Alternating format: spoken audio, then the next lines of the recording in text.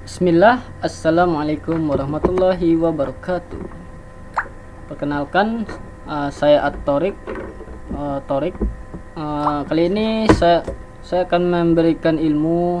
Kalau kemarin kan ilmu komputer kan dari video-video sebelumnya. Jadi saya punya ada dua kelebihan, yaitu ilmu komputer sama ilmu hidrologi atau ilmu di bidang air di teknik sipil. Kali ini saya akan memberikan ilmu untuk adik-adik atau siapapun yang menonton video ini. Mudah-mudahan bermanfaat. Khawatirnya saya juga nanti akan lupa juga dengan ilmu ini. Mudah-mudahan dengan saya bagi akan menjadi manfaat dan muncul juga orang yang banyak yang lebih hebat daripada saya pada bidang yang akan dia pelajari pada video ini. Kali ini saya akan memberikan ilmu tentang bagaimana belajar hidrologi dari nol ya. Dari dasar sekali gitu. Jadi sebenarnya apapun ilmu itu kita bisa mempelajarinya gitu. Nggak harus juga misalnya kita di bidang sipil kita harus masuk sipil dulu, tapi karena ya memang gitulah gitu. Pada dasarnya kan begitu cara mempelajari ilmu. Tapi sebenarnya apapun ilmu itu bisa kita pelajari. Baiklah, pertama sekali saya buat PPT-nya ya. Belajar hidrologi dari nol. Pertama yang perlu kita ketahui, apa sih dasar kita belajar hidrologi itu? Seperti yang teman tahu, hidrologi itu kalau misalnya saya cari di Google ya, hidrologi adalah cabang ilmu geografi yang mempelajari pergerakan, distribusi, dan kualitas air di seluruh bumi, termasuk siklus hidrologi dan sumber daya air. Orang yang ahli dalam bidang hidrologi disebut hidrolog. Tapi itu secara garis besarnya ya, itu untuk ilmu hidrologi. Kalau ingin gambar lebih jelasnya, kita memahami belajar bagaimana cara menghitung menguapnya air, dari kita menghitung proses dari air itu sendiri, dari mana awalnya sampai dia muncul kembali.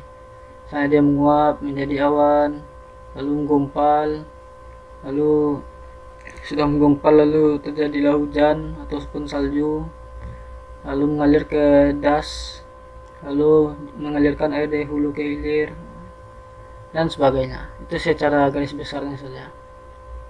Kita lanjut. Pertama kita belajar hidrologi itu biasanya untuk penelitian, studi kasus, dan hal-hal lainnya yang bersifat untuk TA, tugas akhir, skripsi, tesis, dan lain-lainnya.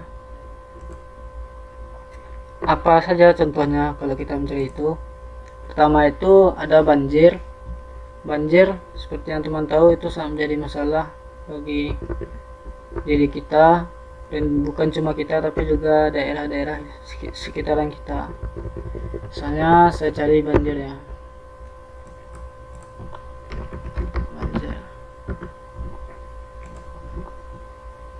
Misalnya ada suatu daerah terjadi banjir, apakah di daerah sini terjadi banjir karena adanya tersumbatnya suatu aliran atau sungai atau apapun itu? Jawabannya bisa jadi. Nah, biasanya kita melakukan penelitian karena itu kan. Nih, misalnya terjadi banyak banjir kan pada daerah, itu bisa menjadi bahan penelitian kita, tergantung di mana titik kita meninjaunya. Selanjutnya, gerusan. Itu contoh kasus TA juga. Misalnya terjadinya kehancuran bangunan, misalnya pada tugas akhir saya ada gambarnya nih. Misalnya pada bangunan ini terjadi kehancuran disebabkan oleh salah satunya terjadinya gurusan pada hilir bendung. Contohnya ya kan, ini salah satu contoh bangunan air yang disebut bendung yang berfungsi untuk meninggikan muka air, dan dari tingginya muka air itu dialirkan untuk masyarakat yang untuk sawah dan lain-lain sebagainya. Dan ini adalah salah satu contoh terjadinya gerusan pada bangunan air yang disebut dengan bendung. Itu kalau untuk gerusan. Selanjutnya yaitu sedimen. Sedimen ini lebih disebut sebagai penumpukan material atau apa bersifat tanah atau hal-hal yang lainnya yang bersifat tanah. Contohnya kalau misalnya ingin lebih jelas, kita cari sedimentasi sungai. Biasanya ini terjadi pada sungai, jadi kayak terjadi pengendapan tuh. Misalnya pada bengkolan sungai itu terjadi pengendapan sedimen di sini. Pada banyak tempat. Contohnya di laut juga ini terjadi sedimentasi dan lain-lain sebagainya. Itu untuk sedimen. Nah, nih terjadinya penumpukan sedimen di sini, bagaimana cara mengatasinya dalam penelitian dan lain-lain. Selanjutnya belajar hidrologi itu untuk dalam penelitian, contohnya juga menghitung backwater. Backwater tuh misalnya pada suatu daerah ya, contoh ya. Misalnya ini pada pertemuan antara air laut dan air tawar. Air kan mengalir dari hulu. Ini hulu kan, daerah tertinggi di bukit, dan ini adalah hilir. Air mengalir dari hulu ke hilir. Jadi ketika air tawar bertemu dengan air laut, maka terjadilah backwater pada daerah di dekat hilir sungai, dan terjadilah peninggian muka air dan adanya arus balik dari air tersebut. Yang intinya juga backwater itu tibanya menurut saya backwater itu tibanya proses terjadinya pertemuan aliran yang disebabkan oleh adanya hambatan sehingga terjadinya peninggian muka air. Selanjutnya perencanaan bangunan air atau irigasi. Perencanaan bangunan air atau irigasi, seperti yang teman tahu, itu belajar hidrologi ini untuk itu. Contohnya bendung. Bendung itu apa? Seperti yang saya ceritakan tadi. Ini disebut bendung, tapi ini bendung yang sudah hancur. Yang sudah hancur akibat gerusan, contohnya kan. Misalnya bendung, kalau ingin lihat lebih jelas ya bentuknya ya. Nih bentuk seperti ini. Contohnya bendung. Nih ditinggikan muka airnya, ditahannya kan dengan mercunya, lalu air tinggi, lalu mengalirkan air, dan banyak jenis macamnya. Itu kalau untuk bendung. Selanjutnya ada tinggi muka air atau tinggi air dalam perencanaan, itu untuk irigasi dan perencanaan lainnya. Selanjutnya itu pada jembatan. Pada jembatan kita juga menghitung hidrologinya, berapa tinggi muka airnya di saat banjir. Kalau pada jembatan kan ada standarnya tuh dalam merencanakannya, berapa harus tinggi daripada saat terjadi banjir nanti. Kalau jembatan kan contohnya kan kita sudah tahu juga, contohnya jembatan. Nih, contoh jembatannya kan. Jembatan aneh, jembatan saja. Misalnya berapa ketinggiannya di atas muka air. Itu ada juga perencanaannya. Tapi kita di bidang hidrologinya kan, hidrologi. Selanjutnya yaitu perencanaan drainase. Saluran drainase kota, misalnya drainase kota. Nih bagaimana mendesainnya, berapa dimensinya, apakah dia peta segitiga, bentuknya ya. Misalnya bentuk saluran drainase tuh ada yang persegi 4, ada yang segitiga, ada yang trapesium, kapan digunakan, dan lain-lain sebagainya. Itu untuk saluran drainase. Yang itu semua dari penelitian, studi kasus, perencanaan bangunan, perencanaan drainase, dan lain-lain. Ada juga yang pantai hidrologinya, tapi itu lebih khusus lagi. Dari ketiga ini salah satunya itu muaranya, yaitu yang kita hitung sebenarnya poin utamanya yaitu menghitung debit. yang sering kita dengar juga sebagai Ki atau debit, atau lebih sering didengar juga dalam istilah perencanaan ada istilah Ki 100, ada Ki 50, ada Ki 25, Ki 10 dan lain-lain. Misalnya ada perencanaan bangunan, misalnya dia menggunakan Ki 50 pada jembatan misalnya. Itu nanti akan kita pelajari.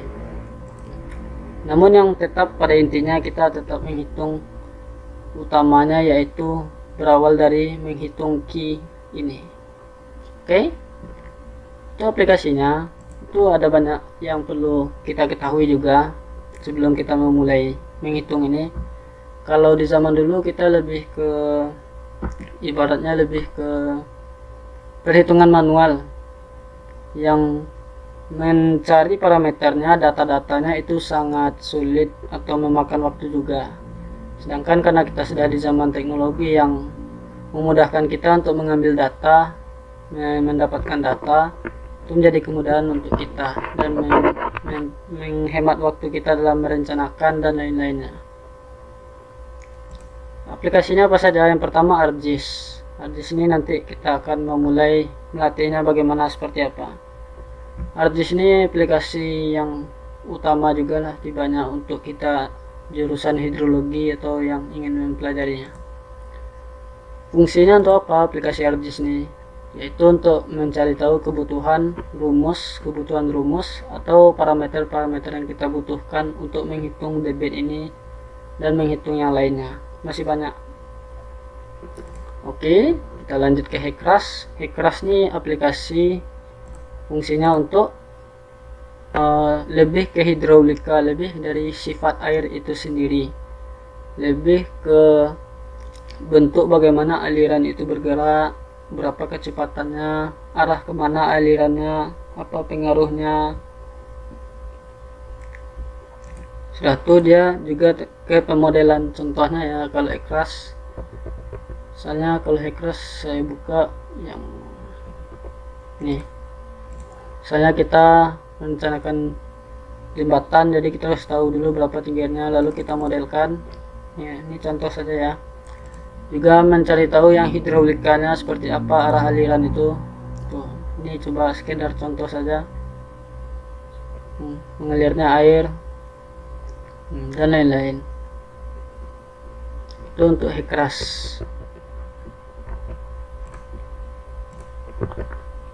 Selanjutnya aplikasi hidrologi itu ArcGIS, HECRAS, Google Earth. Google Earth ini fungsinya terutama itu mencari tahu lokasi penelitian kita, karena setiap apa yang kita teliti itu atau yang kita tinjau itu membutuhkan lokasi penelitian dan koordinat dari lokasi tersebut yang sinkron dari setiap aplikasi. Dia akan sinkron nantinya. Contohnya aplikasi Google Earth itu seperti ini.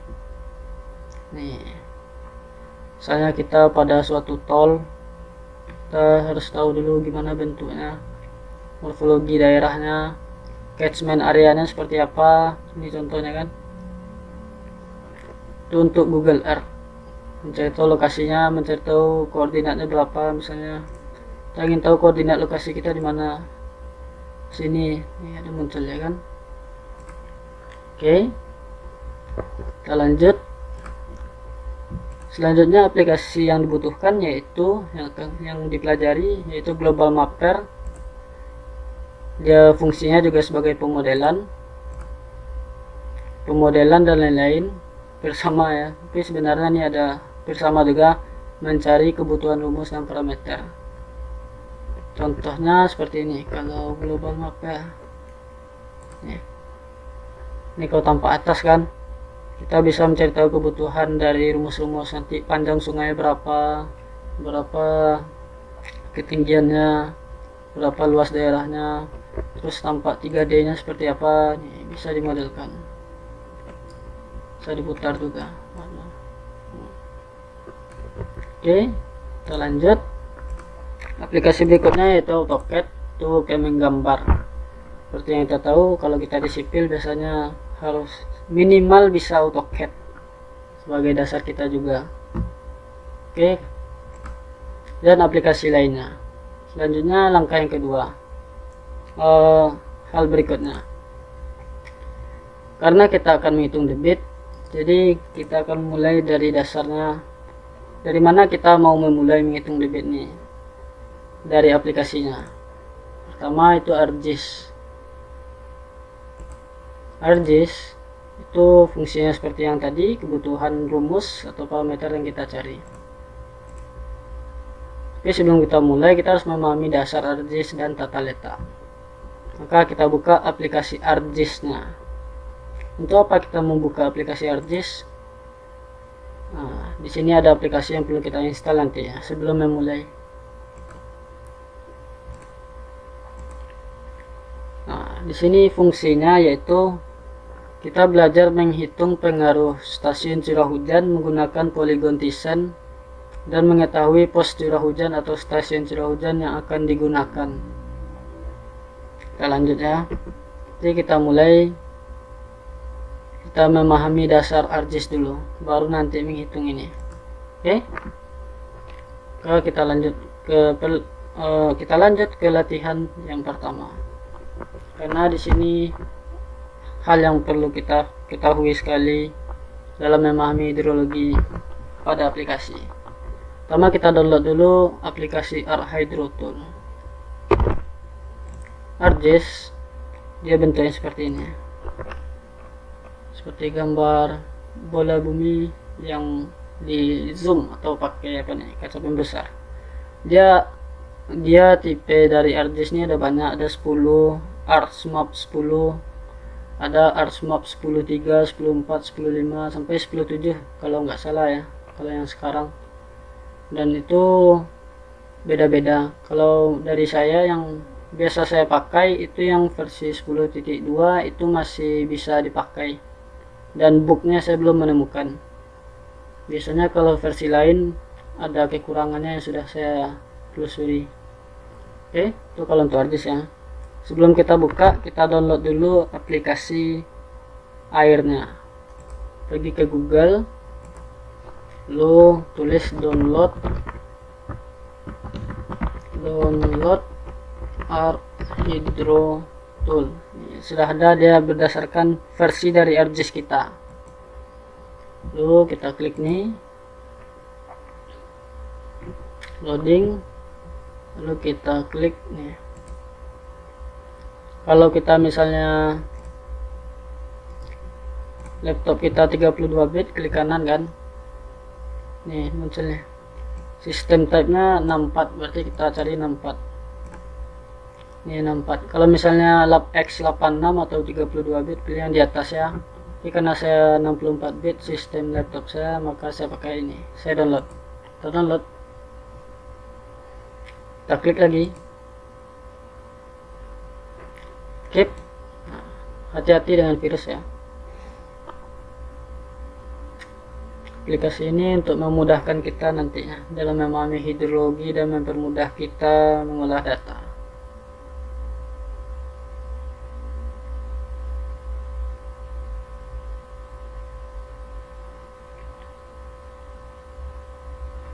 Sambil nunggu, kita bisa mengetahui juga aplikasi ArcGIS adalah ini versi dari yang kita tahu ya. Nih, kalau dari versi arti secara general ya, tuh ArcGIS adalah salah satu software yang dikembangkan Esri namanya, Environment Science, yang merupakan kompilasi fungsi-fungsi dari berbagai macam GIS. Yang itu semua bukan cuma kita yang memakai datanya gitu. Tuh, kita membuat peta itu banyak juga jenisnya. Kalau kita di hidrologi kan peta arah aliran nih seperti ini. Kalau orang lain macam-macam. Ada yang untuk membuat peta urban, ada peta pariwisata. Contoh peta pariwisata itu seperti ini misalnya. Misalnya kita membuat peta pariwisata, ini menggunakan ArcGIS nih. Peta catchment area seperti mana ya? Nih, misalnya peta catchment area. Misalnya ditanya sama dosennya, tolong buatkan saya peta catchment areanya, bagaimana cara kamu menentukan stasiun curah hujannya. Nah, di sini kita menggunakan aplikasi ArcGIS. Dan masih banyak lagi, ada jurusan kedokteran, ada jurusan pertanian, ya, banyak macamnya.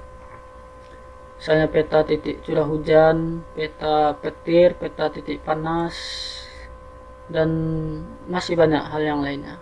Yang aplikasi ArcGIS ini bukan cuma kita memakainya, banyak jurusan juga. Yang intinya dia adalah peta yang ibaratnya kalau kita mengolah datanya, kita tinggal mengambil apa yang kita butuhkan dan menjadikan dia sebagai bahan presentasi juga. Ini seperti ini kan, banyak contoh membuat peta yang sering-sering kita pergi ke kantor kecamatan atau ke kantor lurah, ada peta daerah mah. Nah, kira-kira seperti itu.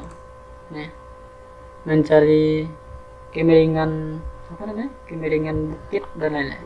Oke, terus sekian tuh ArcGIS, pemahaman sederhananya. Lalu kita klik Arc Hydro Tool, kita run, lalu tunggu sebentar, klik next, accept, next sampai habis. Yes, lalu tunggu sebentar.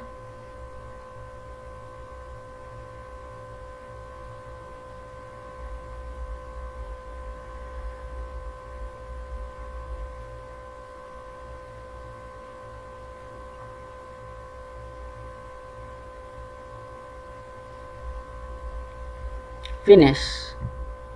Oke, kita lanjut. Setelah kita mendownload Arc Hydro Tool, maka kita akan belajar memahami dasar dari ArcGIS dan tata letak. Kita buka aplikasi ArcGIS saya.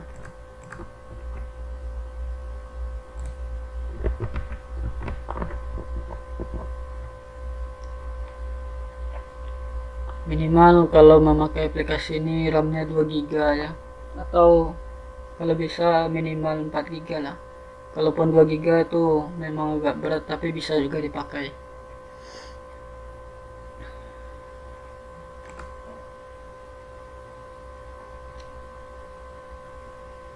Ini untuk ArcGIS.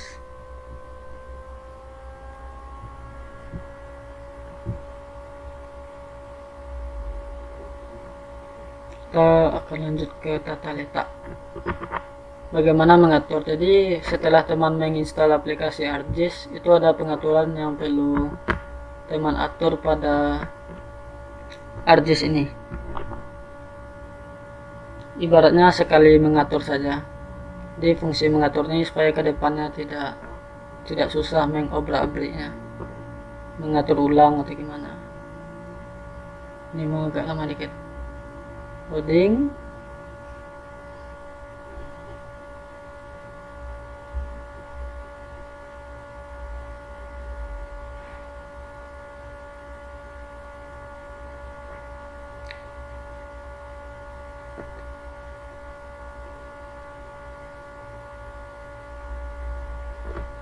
Loading. Nah, dia akan muncul seperti ini, teman-teman. Ini adalah hasil contoh, misalnya apa yang sudah kita kerjakan. Tapi karena kita ingin mulai yang baru, maka kita close. Kalau habis diinstal, dia biasanya nggak ada ini. Tapi kita cancel saja. Jadi saya hilangkan dulu ya. Hilangkan, dah. Jadi biasanya kalau yang muncul pada ArcGIS itu adalah ini, artinya dia masih ada yang perlu kita rapikan pengaturannya sebelum memulainya. Kadang dia terjadi error ketika kita memakainya, maka kita hidupkan dulu fitur yang ada pada ArcGIS ini. Kita klik customize, kita pilih extension. Di sini pada saat baru install itu atau baru memakai pertama kali ArcGIS, dia akan hilang centangnya, lalu kita centang. untuk menghidupkan fiturnya. Jika teman ada mengolah data menggunakan Art Toolbox ini dan dia nggak bisa, berarti ininya mati, extension. Jadi kita centang semuanya supaya dia hidup ya. Kita close. Sudah tuh, saya close ya. Dia ada yang perlu kita munculkan, masih banyak yang kosong kan. Lalu kita klik ini yang gambar kotaknya, kotak merah, merah marun, merah tua. Lalu kita pilih Arts Toolbox, akan munculnya seperti ini. Ini bisa kita atur kemana arahnya. Kita bisa ke bawah, bisa ke atas, bisa ke bawah. Nih, kalau saya biasanya seperti ini. Oke, lalu kita munculkan apa yang perlu kita munculkan untuk mengisi yang kosong ini. Kita klik kanan, lalu kita pilih Hydro Tool yang tadi. Nih, di sini dia kan. Lalu kita klik kanan, kita pilih Draw untuk memunculkan tulisan. Selanjutnya kita pilih Editor. Nah, ini ada editor di sini.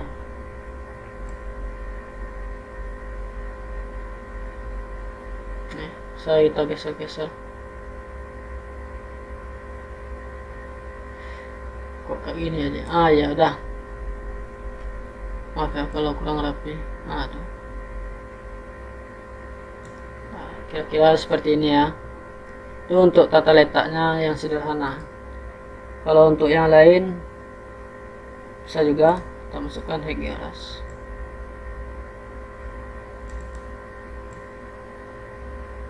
Nggak usah, nah terlalu rame. Oke, kita lanjut ke langkah, yaitu setelah kita selesai memahami dasar ArcGIS dan tata letak Hydro Tool, lalu kita lanjut ke menghitung pengaruh stasiun curah hujan menggunakan Polygon Descent dan mengetahui pos curah hujan atau stasiun curah hujan yang akan digunakan. Data yang kita butuhkan yaitu data SRTM 90 meter aktif atau data Demnas dengan ketelitian 8 meter. SRTM 90 meter, Demnas 8 meter. SRTM ini adalah data elevasi, data ketinggian, begitu juga dengan data Demnas. Cuma dia beda ketelitian karena kita untuk mencari luas pengaruh dari curah hujan menggunakan Polygon Descent itu nggak harus menggunakan data ketelitian yang tinggi, cukup dengan SRTM 90 meter.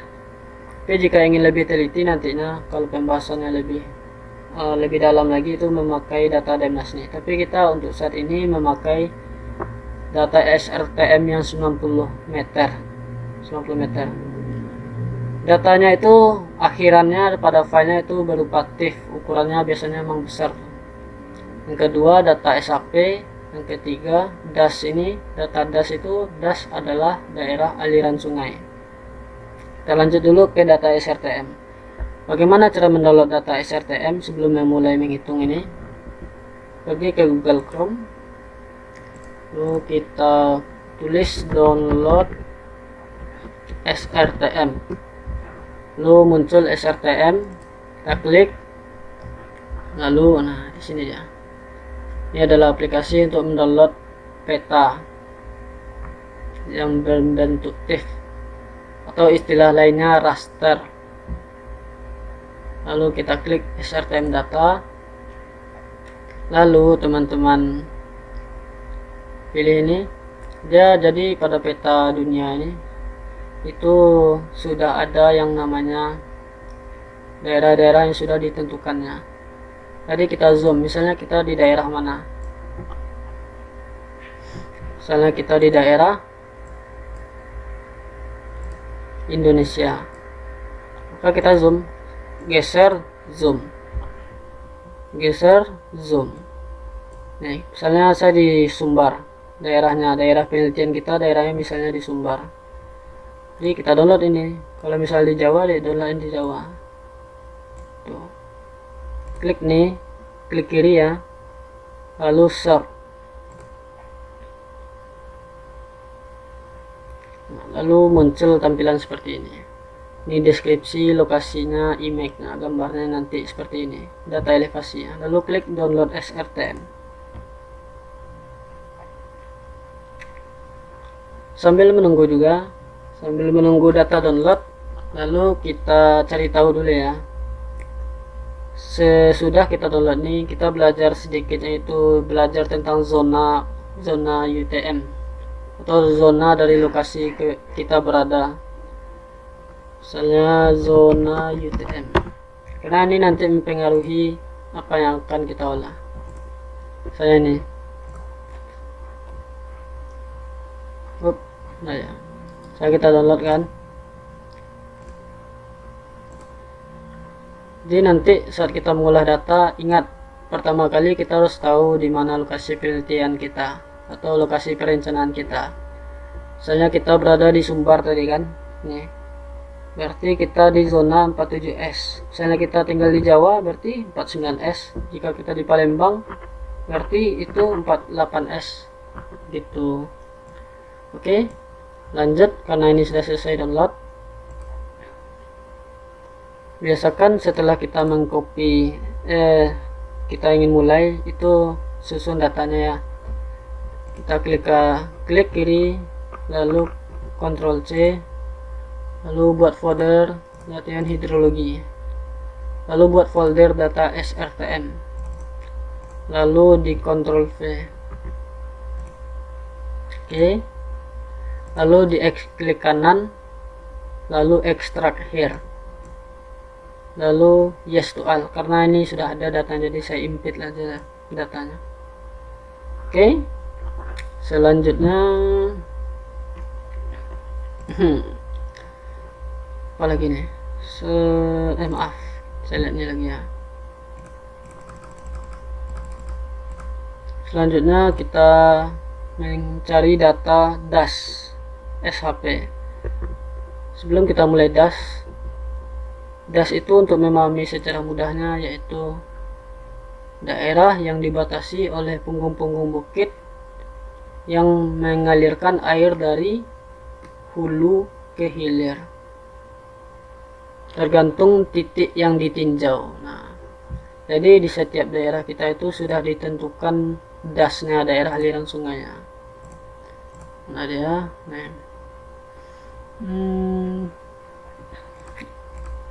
salah buka. Jadi saya buka ini ya. Ini linknya sudah ada pada deskripsi. Nah dia, data DAS atau yang SHP ini sudah ada dalam link deskripsi pada di bawah ya. Cara mendownloadnya seperti ini. Misalnya saya buka Gmail saya, drive saya. Nih, teman-teman bisa mendownload.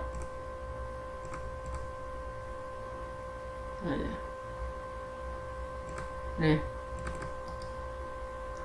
klik, kalau saya seperti ini, nanti kalau teman klik dia bisa dibuka tuh, klik download ya.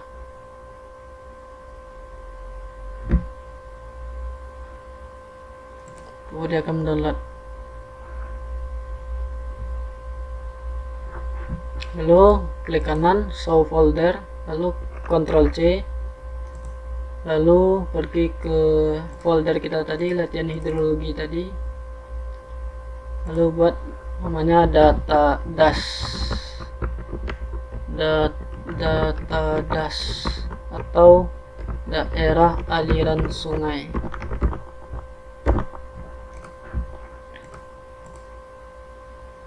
Lalu klik 2 kali, pastekan.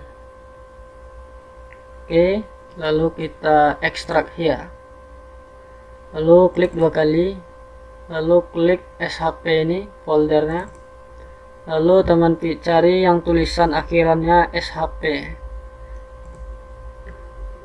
Jadi sebelum kita menarik datanya, kita lanjut ke PowerPoint tadi, dan ada peta RBI. Nah, nanti peta RBI ya. Kita lanjut ke yang ketiga dulu, oke? Karena ada yang hampir lupa tadi. Kita lanjut ke yang ketiga, yaitu data peta RBI. Jadi rupa bumi ini sudah dilihatkan seperti apa bentuknya, apa yang sudah dibangun dan lain-lain. Jadi yang data kita butuhkan tuh nanti jalan, sungai dan lain-lain. Jadi kita cari caranya. Ini datanya kita kumpulkan dulu ya, data DAS, data SRTN, lalu kita cari cara mendownload data peta RBI, yaitu dengan cara download peta RBI. Lalu klik kiri ini, yang pertama download peta ini.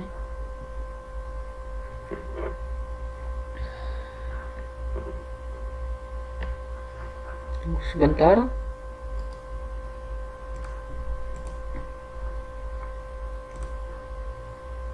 Nih, mungkin di sini agak berat ya, jadi saya buka langsung di situsnya. Lalu klik tanah air ini, samakan situsnya, lalu close. Nanti waktu masukkan dia minta apa tuh, minta masuk melalui email kita atau yang lainnya. Kalau belum ada, daftar saja ya, jangan lupa password. Nih, kalau misalnya pada peta, ini berupa peta, itu sudah berbentuk dipecah data yang berdasarkan kabupaten per kabupaten. Kalau DAS itu berdasarkan punggung-punggung bukit yang sudah ditentukan oleh aturan-aturannya. Misalnya kita ingin pada daerah mana? Misalnya kita ingin pada daerah pesisir selatan. Kita klik kanan, lalu klik yang 50k, lalu kita download, klik kan. Misalnya kita lanjut ke penelitiannya. Ini ibaratnya kita juga meneliti ya, kita kumpulkan data. Jadi kita ingin meneliti, misalnya kita ingin meneliti di mana, di Harau, Batang Harau. Gerak dia Google Earth ya kan. Biasanya itu pada penentuan daerah ya. Kita klik nih, kita klik pada Google Earth, lalu pilih option. Biasanya pada aturan koordinat yang pada umumnya kita temui, baik itu pada data hidrologi dan lain-lain, itu menggunakan derajat, menit, detik. Begitu juga Google, kita sesuaikan. Oke, kita oke kan ini lokasinya.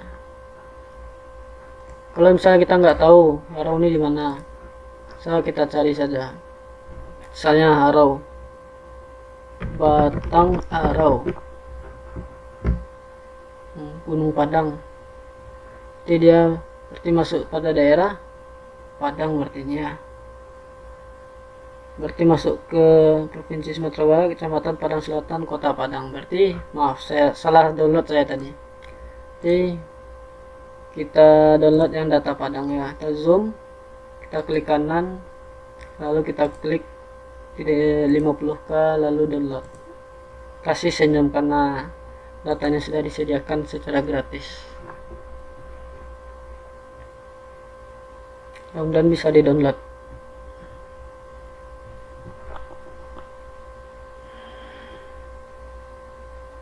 Kalaupun terjadi kesalahan, nggak apa-apa, kita belajar dari kesalahan. Namanya juga belajar kan.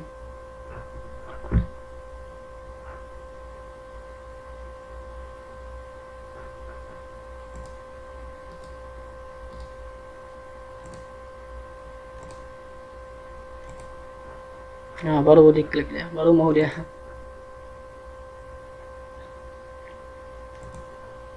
Kita tunggu sebentar. Misalnya kita ingin meneliti di Harau kan, nih Batang Harau. Kita akan meneliti di Batang Harau.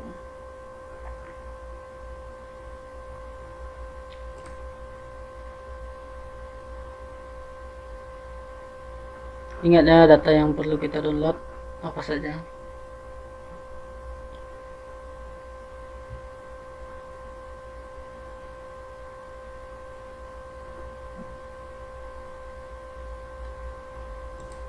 Kita lihat dulu ya berapa besar datanya.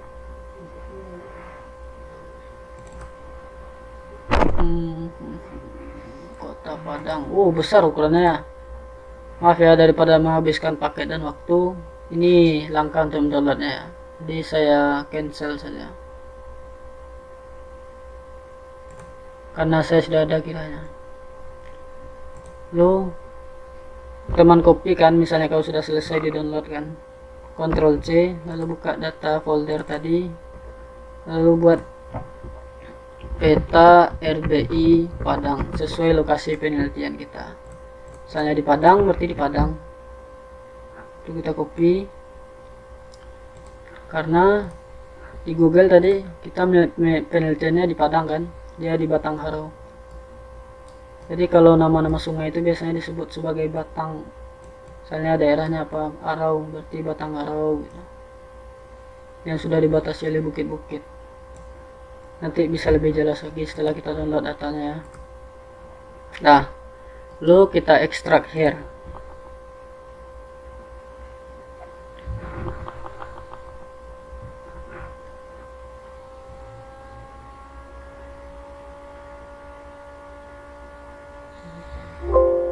Oke, kita lanjut.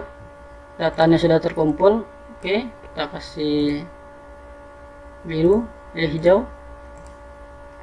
Kita akan mulai hitung. Apa yang akan kita hitung yaitu menghitung pengaruh stasiun curah hujan menggunakan polygon Thyssen dan mengetahui pos curah hujan.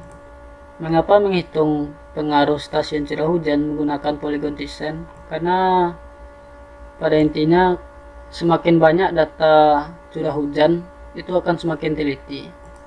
Minimal biasanya 3, itu pada pendahuluan ada tuh.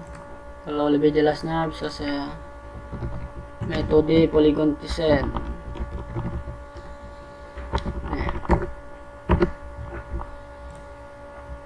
Jadi untuk menghitung data itu seperti ini dia nanti bentuk-bentuknya. Jadi kita minimal butuh data untuk menghitung luas pengaruhnya yaitu 3 buah polygon Thyssen berdasarkan catchment area.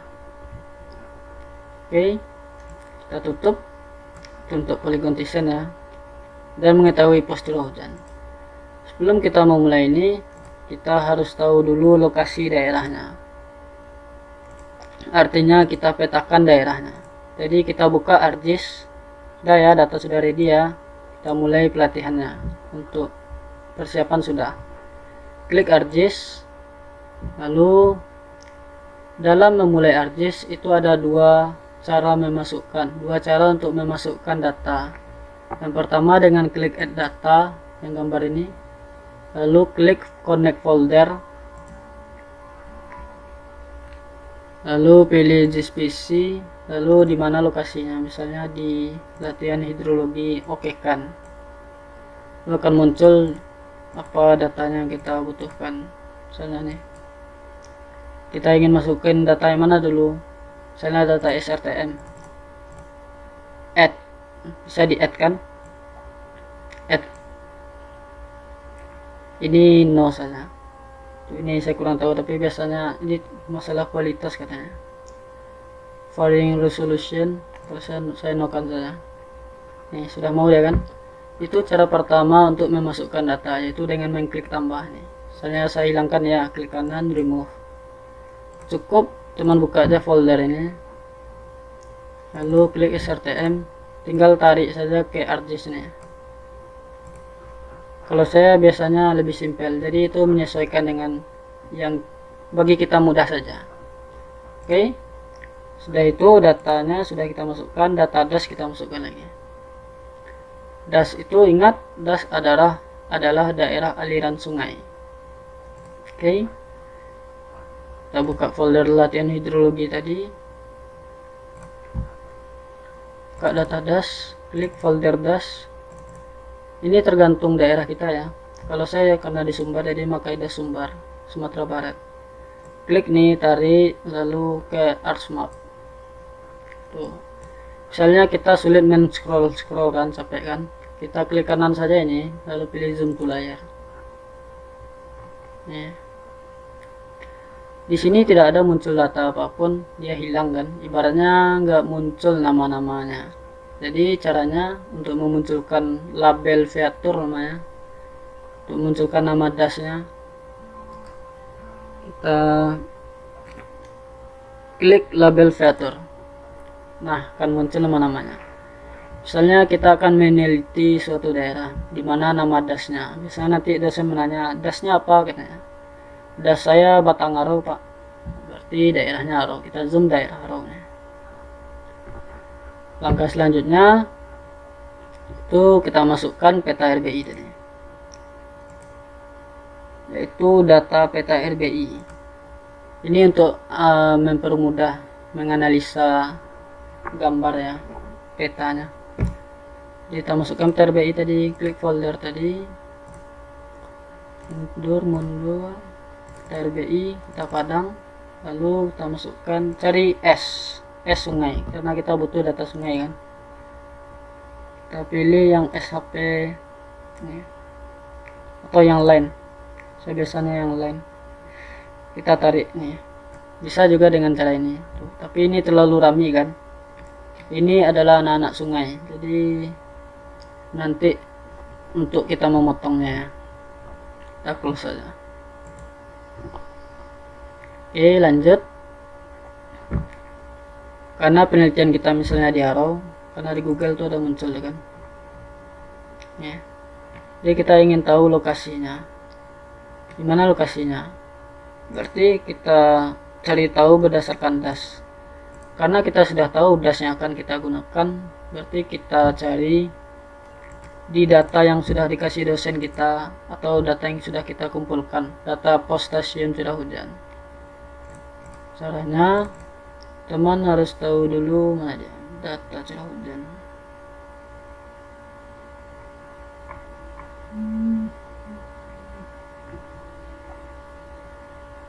Nih, peta stasiun curah hujan.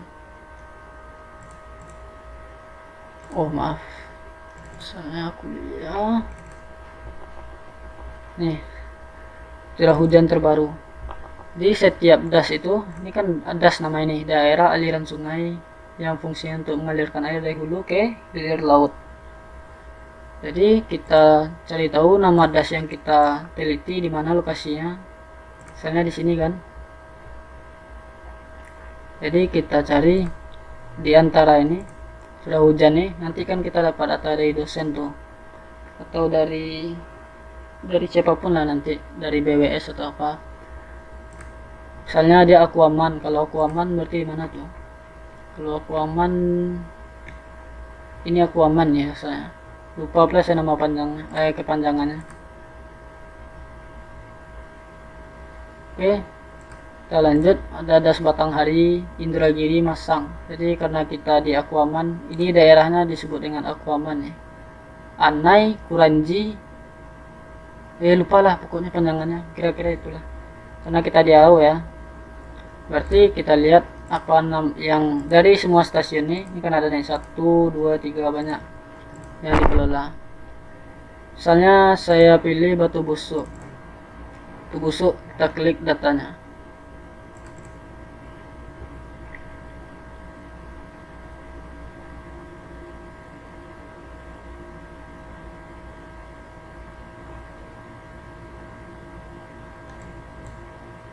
Nih, tidak ada muncul koordinatnya. Oke, kita cari data yang lain. Dia ada koordinatnya, biasanya makin baru tahunnya makin ada tuh. Oke, kita ganti ya. Misalnya kita ingin cari Bendung Koto Tuo. Ini ada koordinatnya ya. Atau tunggu, maaf, Gunung Nago saja. Jadi diantara semua ini teman cari nanti dulu petakan daerahnya, peta stasiun curah hujannya. Ini ada kan koordinatnya kan, yang umum dipakai kan 100 derajat menit detik. Karena kita sudah ada bahan contoh seperti ini. Misalnya teman ingin merencanakan bendung, atau ada perencanaan banjir atau apa, perencanaan untuk menganalisa terjadinya banjir. Jadi kita cari di Google misalnya nih kan. Misalnya di sini mana dia? Misalnya pada daerah mana ya? Di sini. Misalnya pada daerah ini. Nih, kalau nggak salah di sini nih perencanaannya. Ya cukup kita klik saja ini, lalu kita pin. Nih ada muncul koordinatnya kan? Nih. Berarti kita masukkan koordinatnya ya. Dan di sini sudah ada stasiun-stasiun terdekat yang berpengaruh terhadap perencanaan kita. Oke, terhadap curah hujannya nanti. Kita lanjut ya. Kita sudah tahu stasiun curah hujannya. Jadi kita, kalau untuk pembahasan apanya itu agak sulit pemilihannya, tapi ini contoh untuk menghitung menggunakan polygon Thiessen terhadap luas pengaruhnya. Oke, kita lanjut karena di sini sudah ada stasiun terdekat. Setelah kita petakan nanti kan dari semua data nih, cari lokasi stasiun yang lokasinya terdekat dari das kita. Karena das kita arrow, yang terdekat dari yang punya adik junior saya ini Gunung Nago, Ladang Padi, Bungus. Tapi ini nanti ini menjadi stasiun ini karena data yang kurang lengkap, jadi akan berlanjut ke yang nanti. Jadi data ini saya ubah nantinya menjadi data stasiun Bendung Kota Tua. Oke, sebagai belajar ya. Kalau untuk yang satu ini beda datanya. Ini data real, ini data real. Oke, kita klik nih ya. Bagi teman yang belum tahu lokasinya, ini bisa di sini, cari aja sini. Oke, itu untuk Google Earth. Jadi kita geser ini ke kanan, lalu kita geser ini ke kiri. Nih. Lalu kita pilih, karena ini nggak nampak nih, kita klik XY ini. Oke, kita kecilkan lagi. Kita akan memasukkan stasiunnya. Misalnya di sini sudah ada stasiunnya 12633. Bisa ini, bisa ini. Oke, tapi ini karena sudah tertulis di sini, kita ikuti yang di sini ya. Kita close nih. Ini sebagai bahan latihan ya, kalaupun salah nggak apa, salah dikit. Tapi secara prinsip kita ngerti. Kita masukkannya 100 Gunung Nago tadi kan dari filenya tadi. Untuk memasukkannya itu pada longnya itu 100 derajat. Dimulai dari 126.3.3 spasi enter. Perlu teman ketahui kalau memulai ArcGIS itu dimasukkan datanya dulu, data SRTM nih, data yang elevasi tadi, baru koordinatnya menyesuaikan. Kalau belum, nih klik nih. Lanjut ya, 05524,2 S enter. Nah, sana dia bertemukan lokasi Gunung Nago, stasiun Gunung Nago. Klik nih untuk memunculkan poinnya, lalu klik call out, artinya dia memunculkan gambarnya. Lalu teman pilih nih, select elemen, klik kiri. Tuh berubah ya kan, dari tangan menjadi kursor. Lalu klik nih, geser ke sini, lalu ubah namanya menjadi stasiun atau STA Gunung Nago. Oke, satu dulu ya.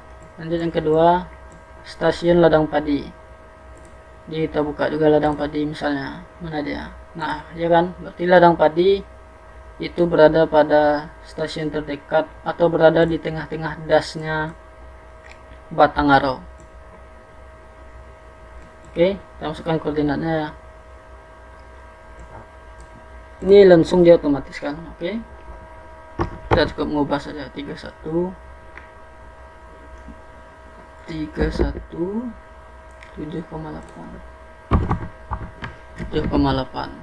Kedua 056 48,9 enter. Coba kan, kita klik add point, call out, lalu kita tuliskan, kita tulis STA Ladang Padi. Oke, kita lanjut ke yang ketiga, yang stasiun percobaan. Stasiun ibaratnya untuk bahan pembelajaran, sebenarnya lokasinya bukan di sini. Sebenarnya ini stasiun Bungus, tapi nanti karena kita akan belajar menghitung data lanjutan dari video ini, jadi nanti ini dirubah menjadi namanya stasiun Bendung Kota Tua. Oke, supaya nggak salah paham nanti ya. Kita lanjut untuk belajarnya. Kita masukkan apanya, koordinatnya 25, hilangkan titiknya, 23,88. Lanjutnya 1 derajat, 1 derajat, 0, 58,68. Enter.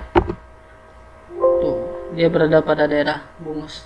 Tapi karena stasiun ini untuk memudahkan kita belajar, datanya juga kurang banyak ya, rekam jejak datanya. Jadi kita ubah ini menjadi yang harusnya Bungus, kita ubah dia menjadi untuk bahan pelajaran kita hari ini. Saya ubah jadi nama stasiunnya Bandung Koto 2, karena dari ketiga data ini, misalnya data kita 10 tahun berturut-turut, data itu harus lengkap. Jadi saya memakai data Bandung Koto 2. Kalau di Bungus saya nggak ada dapat datanya, nggak ada dapat dari junior saya yang punya ini. Jadi saya pakai Bandung Koto 2 ya.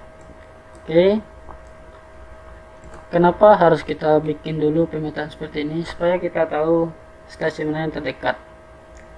Lanjut, karena ini sudah habis kan, jadi kita lanjut langkah berikutnya. Jangan lupa dicatat ya, supaya teringat. Setelah itu kita klik kanan ini, select vector untuk menandakan ini daerah yang akan kita teliti. Caranya bagaimana? Oh ya, ini tabel of content ya, ini berisi data-data yang kita olah atau yang kita masukkan. Kalau ini art toolbox, ini alat atau tools untuk mengolah datanya, tergantung dari apa yang kita butuhkan. Jadi kita klik kanan pada tabel of content, ini namanya dasumbar. Kalau warnanya sama berarti itu dasumbar kan. Kita klik kanan, lalu pilih data, lalu ekspor data.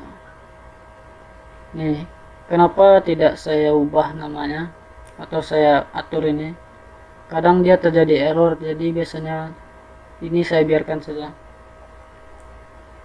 Nanti saya ubah namanya. Oke, saya okekan dulu ya. Kadang di ArcGIS itu dia terjadi error saat perpindahan data, jadi saya biarkan saja. Maksudnya artinya okekan saja ya. Nanti setelah data kita bersih, hasilnya semua olahan data, baru kita save ke data tempat simpanan data kita. Oke kan? Apakah Anda ingin menjadikannya sebagai layar di sini, ditambah atau tidak? Jawabannya ya. Oke, warnanya untuk mempermudah, coba jadi biru ya. Ya maaf, yang lebih tuh arrow. Oke, kita lanjut.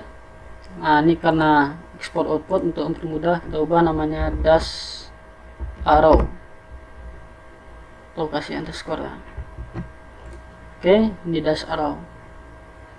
Selanjutnya langkah berikutnya untuk mencari tahu. Sekarang kan kita sudah tahu stasiunnya, sudah tahu, ibaratnya sudah tahu peta dari stasiun pos curah hujan. Sekarang kita akan mencari arah alirannya.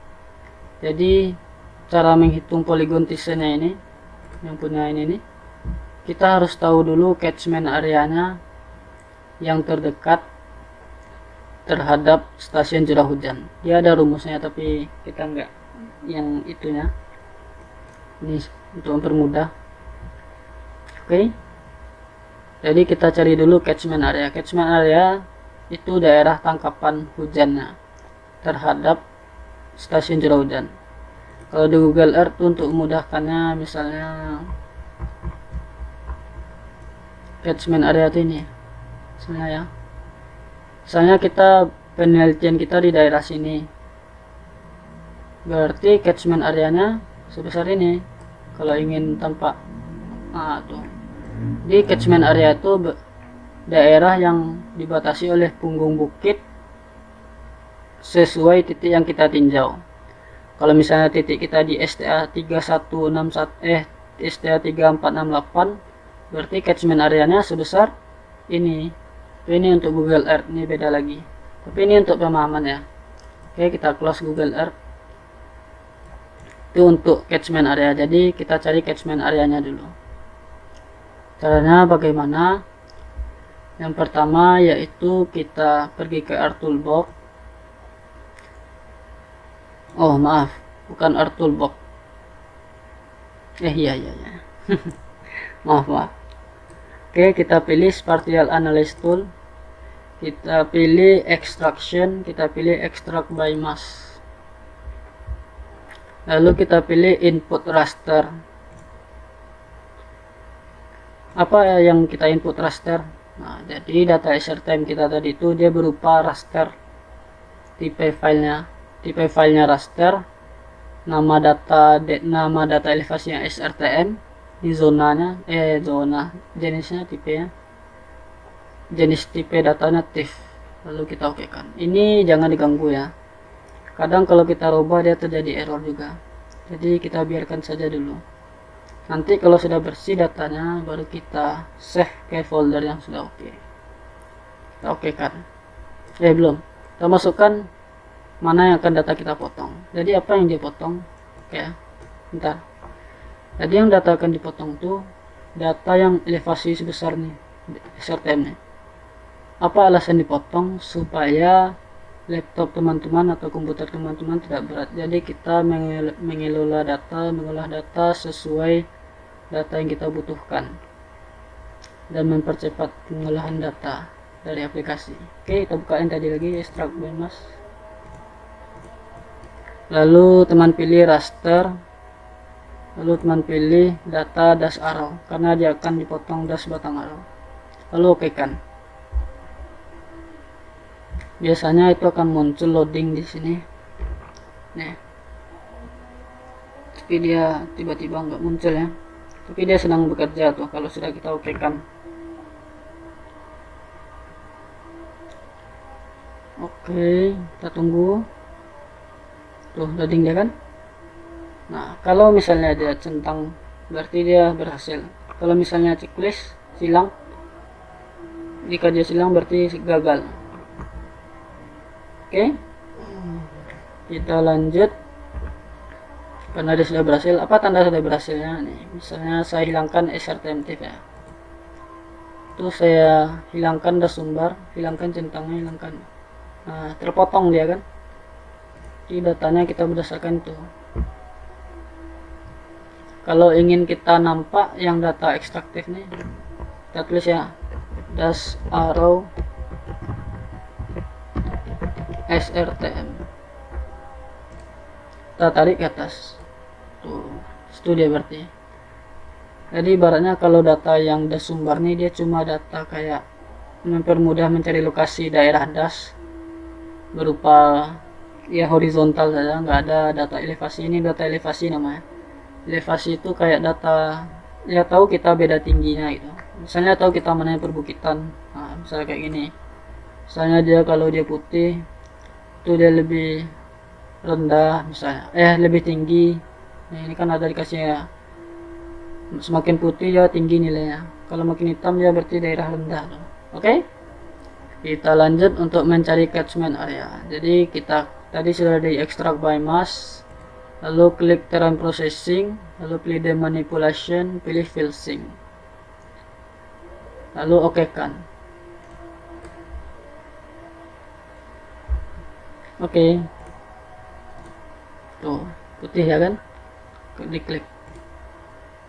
Lalu kita pilih flow direction, term processing flow direction, okekan. Oke, jadi ArcGIS dia mencoba mencari tahu dari beda tinggi elevasi ini untuk mencari anak-anak sungainya dan lainnya. Setelah itu kita lanjut ke flow accumulation, mencari sungainya. Oke, klik ini. Betul ya kan? Jadi muncul anak sungainya dari data yang kita olah tadi. Kalau misalnya kita mengolah data SRTM yang besar tadi, yang ini, pasti lama loading pengolahan datanya. Makanya kita kita potong dulu datanya tadi kan. Oke. Misalnya kita sudah tahu anak-anak sungainya. Lalu kita lihat di sini. Dia lokasi bendungnya atau lokasi perencanaan atau lokasi penelitiannya di sini.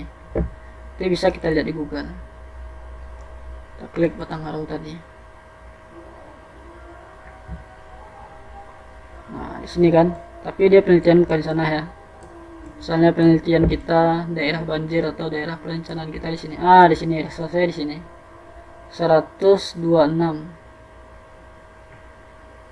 26. Dia 100 berapa tuh? 1255875. Kita lihat di Google Earth tadi di sini kan. Sini kan. 2558 kan? 057 057 49. Oke, lari-lari dikit tapi dia emang di sekitar sini lokasinya, lupa saya. Pokoknya sekitar sinilah. Oke.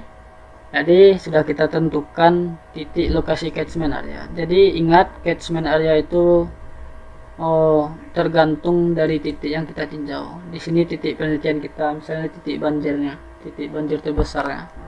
Jadi kita harus tahu dulu berapa hujan yang turun, catchment areanya, hujan yang turun sampai di sini, titik di sini banjir. Oke, kita sudah tahu koordinatnya. Sebelum saya masukin lagi ya, kita masukin koordinatnya. Kita masukkan koordinat lokasi bendung 25 58,75.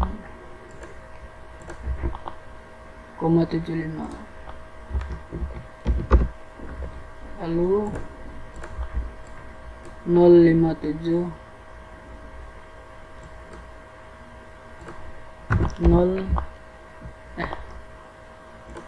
57 49,26. Enter. Di situ lokasi penelitian kita. Klik add point. Jadi biasakan kita menulis datanya rinci ya, supaya nanti saat bimbingan, biasanya saat bimbingan atau ACC data ke dosen ataupun ke perencana itu harus jelas informasinya. Lokasi penelitian atau lokasi perencanaan perencanaan dan lain-lain. Tergantung apa yang kita tinjau ya dalam TA atau skripsi kita atau tesis kita atau perencanaan kita. Oke. Nah, kita tahu kita lokasinya kan. Bagaimana kita tahu apakah ini sama dengan Google Earth? Jawabannya sama. Misalnya di sini kan. Di sini ada sungai bercabang. Kita lihat di sini. Kan bercabang dia kan? Di sini dia kan? Tahu ingin lebih jelas lagi ya. Nah, ya. Tuh, cabang dia kan? Kan mirip dia tuh. Ya hampir-hampir mirip lah. Setidaknya dia mewakili kan. Oke? Oke. Kalau ada ragu tanya aja di komen ya. Lalu kita tahan scrollnya, geser. Nah, untuk mencari catchment area kita perlu membuat titik tinjauannya, titik catchment area-nya, titik tinjauan. Seperti klik batch point regeneration, klik OK. Lalu tunggu sebentar, lalu zoom. Nih. Daerah yang harus kita tandai, titik yang kita tinjau itu pada daerah sini. Jangan yang di putih, kalau di putih dia nggak di sungainya berarti itu. Jadi ini ya pada induk sungainya kita kasih. Karena kita berada di bengkolannya kan di sini kan. Jadi kita di sini ya. Kita klik nih. Lalu kita kasih aja namanya CA. CA arrow misalnya.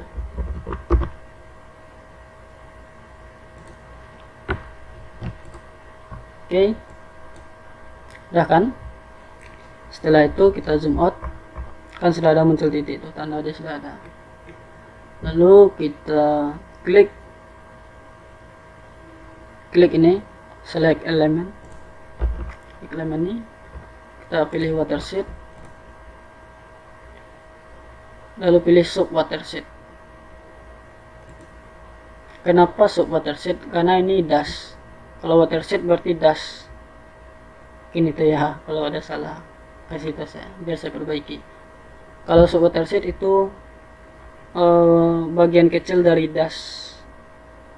Oke, berarti ini bagian kecil dari dashnya. Jadi kita oke kan,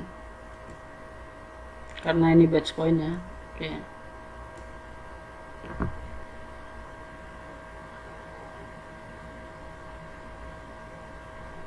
nah itu akan muncul catchment area. Inilah catchment area, artinya pada gambar ini daerah ini dibatasi oleh punggung bukit yang catchment area sub dashnya ya. Kalau ini kan dash, ini dash batang arau namanya yang besar nih. Kalau yang kecil nih berarti sub dashnya, karena di sini titik penelitian kita, titik tinjauan kita. Misalnya titik terjadi banjir, kenapa di sini banjir, berarti kita cari daerah tangkapan hujannya. Ini dia, berarti sebesarnya ini punggung bukit. Berarti kalau saya potong gambarnya, di daerah tuh berarti di sini hujan, masuk ke sini, masuk ke sini, masuk ke sini, masuk ke sini. Itu juga di sini, masuk ke sini, masuk ke sini, masuk ke sini, masuk ke sini, masuk ke sini. Ini sungainya kan, contohnya kan. Berarti kalau yang di balik ini, yang masih putih ini, berarti dia hujannya ke sini, gitu. Karena dia dibatasi punggung-punggung bukit atau daerah-daerah tertingginya gitu. Oke, itu untuk memahami ini. Berarti inilah catchment areanya. Oke, sekarang kita ingin tahu seperti yang ada pada, ini sebelum saya munculkan titiknya, saya munculkan dulu titik dari 68. Nah, ada, klik ya. Sekarang kita klik editor. Mana editor? Nih. Enggak, maaf. Kita klik kanan lalu clear selected. Nah, sekarang kita akan mencari tahu luas pengaruhnya, karena ini stasiun terdekat terhadap daerah penelitian kita atau terhadap catchment area kita. Jadi kita harus tahu jadi kita harus tahu stasiun mana yang akan kita gunakan. Oke. Jadi pertanyaannya juga nanti, kenapa ini dia di luar dash? Kenapa nggak di dalam dash? Karena semakin banyak datanya, maka itu akan semakin teliti dalam mengolah data. Misalnya pada polygon design nih, dia ada juga pada di luar dash kan, ini dashnya kan, untuk putus nih. Nah, ini ada yang di luar dash. Artinya, ketika hujan turun pada daerah ini, misalnya hujan turun ya, misalnya hujan turun. Ketika hujan turun, daerah ini itu hujan kan tidak merata. Berarti daerah sini hujan, daerah di sini hujan, daerah sini hujan. Artinya dia mewakili data yang dari hujan turun itu, rekam jejak dari hujan yang turun itu, yang disebutlah dengan data polygon descent. Untuk mencari tahu luas pengaruhnya. Jadi caranya kalau di kuliah ya, kita tarik garis lurus dari stasiun itu, lalu kita tarik pula ke stasiun berikutnya, lalu kita tarik ke stasiun berikutnya. Nanti kita tarik garis tengahnya, lalu kita ambil garis tegak lurus, lalu juga garis tegak lurus, lalu kita tarik ke bawah atau dari garis tengah bawah. Berarti kalau di kuliah berarti sebesar inilah daerah pengaruhnya pada stasiun ladang padi. Itu juga yang Kuranji, begitu juga yang Batanganai, begitu juga yang Bendulutu, berarti sebesarnya. Nah, muncul pertanyaan nanti kan, apakah dia sebesar ini saja? Jawabannya tidak, berarti dia sebesar ini kalau untuk yang batas daerahnya. Nah, itu juga ini. Jadi kalau untuk ladang padi dia sebesar ini. Kalau untuk Batanganai Gunung Nago ini sekecil ini cuma pengaruhnya. Itu juga yang ini, itu untuk yang di kuliah ya. Kalau sekarang kita di aplikasi, bagaimana caranya? Oke, kita hitung polygon descent-nya. Caranya kan kita sudah tahu lokasi. Oke, kita rapikan ya. Kan ini kenapa juga kali. Nah, kita klik ini search.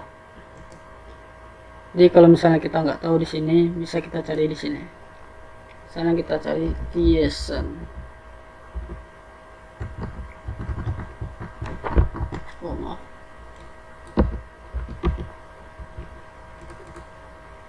Muncul ya kan?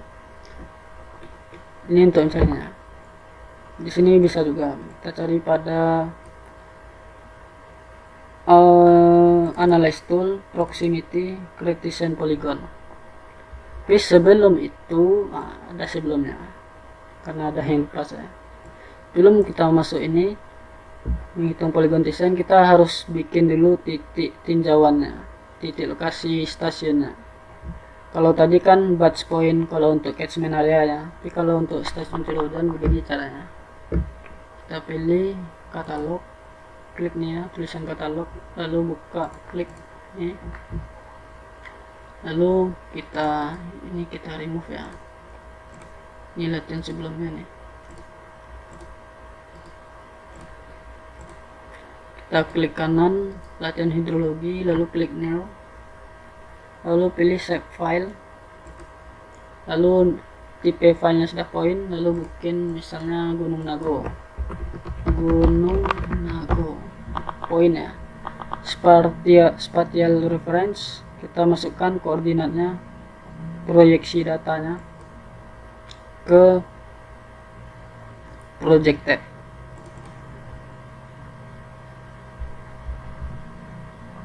Lalu kita pilih UTM GS84, pilih 47S, oke kan. Nih untuk projected dia GS1984, zonanya 47S. Mana 47S? 47S tuh, nah nih zona 47S. Geografiknya kita WGS 1944, oke kan. Lalu kita klik ini, atau kita pilih editor, kita geser nih tabel konten, udah muncul ya kan. Klik kanan, pilih edit vector, pilih start editing, lalu dia loading, lalu continue, lalu pilih pada editor yang tadi, pilih sketch create vector, lalu pilih ini kita kecilkan ya. Klik ini tuh muncul ya kan. Lalu teman klik kanan, jangan klik kiri ya, saya nggak tahu pula pengaruh kalau klik kiri. Saya klik kanan saja, pilih absolute x, jadi kita masukkan koordinatnya.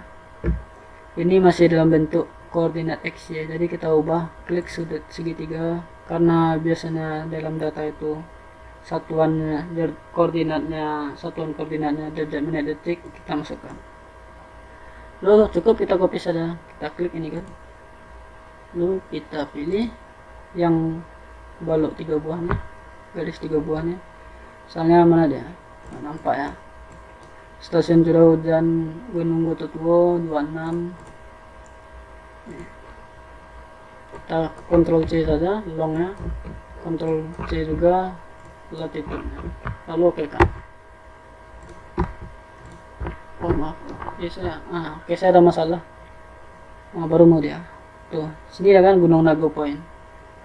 Oke, lalu kita klik kanan Gunung Nago, lalu selection, di fiturnya kita matikan, klik editor, lalu stop editing, yes.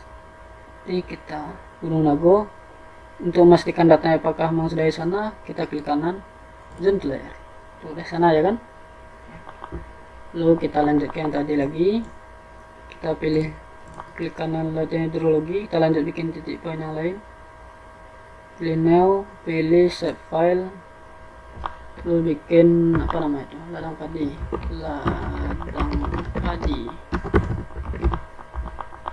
masukkan koordinatnya projected gas 1984 nanya 47S. Oke. Nah, lalu kita klik ladang padi, lalu kita pilih start editing, lalu kita okekan saja, kita klik ladang padi nih. Karena kita meletakkan datanya titik yang berdasarkan koordinat, kita klik kanan. Absolute XY sudah sesuai. Kalau ladang padi lupa saya apa namanya. Nah, itu dia. Lalu kita copy 100 derajat, copy latitude-nya, lalu oke kan. Tuh, kalau udah muncul silang dia. Tuh, ladang padi point berarti sudah sesuai koordinat. Lalu teman klik editor, klik stop editing, yes. Lalu yang ketiga lagi ya, Gunung Kutotuo ya.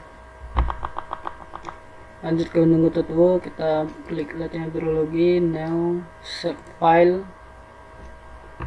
Gunung Kutotuo.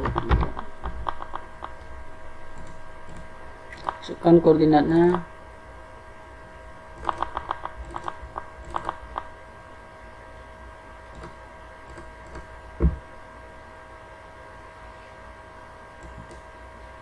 Oke. Masuk koordinatnya tadi ya. Kita klik Bendung Kutotuo tadi, start editing, oke kan, klik ini, klik kiri kan, klik kanan, lalu terserah di mana, jangan diklik kiri ya, saya nggak tahu gimana. Lanjut tadi klik kanan, absolute XY, kita cari di sini mana tadi. Oh maaf, nih lokasi penelitian. Ini, nah Bendung Kutotuo. Ini ya. Ctrl C, copy, Ctrl V, Ctrl C, Ctrl V. Bentar. Tuh, pindah ya kan? Lalu kita klik editor, stop editing, save. Nah, lalu kita klik close nih, close. Sekarang titiknya sudah kita tentukan. Oke. Ini kita close juga. Kita akan lanjut ke polygon design. Coba kita klik ya. Create design polygon. Nih, pada di sini dikasih analyze proximity generate polygon design. Kita inputkan vector. Ini namanya bisa kita bilang layer. Ini bisa kita bilang vector. Jadi kita kliknya. Karena dia data yang bisa kita inputkan cuma satu, berarti kita jadikan 1, 2, 3 stasiunnya menjadi satu kesatuan. Jadi kita tutup dulu. Lanjut kita pilih geoprocessing, lalu kita pilih merge. Merge ini artinya menggabungkan tuh, zat combine multiple data. Jadi kita gabungkan dia menjadi satu ya. Stasiun Gunung Kutotuo, ladang padi, Gunung Nago, kita oke kan.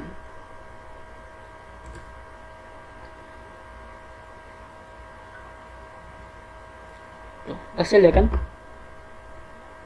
alhamdulillah. Oke, tidak sudah menjadi satu kesatuan. Ini bisa kita hilangkan tuh, dia di 3 titik sudah ada langsung.